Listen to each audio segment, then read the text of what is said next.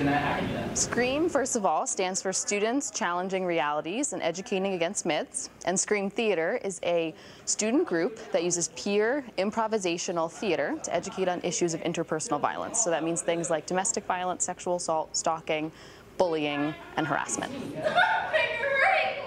Different types of violence, sexual violence, dating violence, stalking are major issues on college campuses.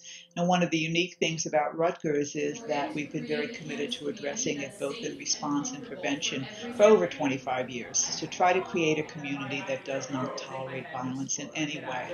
Okay, leave, dude! SCREAM Theater is the most unique program I have come across. We try to relate to students in a way that doesn't come off as stodgy or sort of, lectury. The difference between sitting in a lecture and having a teacher explain things to you as opposed to the performance is really just, it's so more realistic. Because it's dynamic and it's, people on stage, they can really relate to it.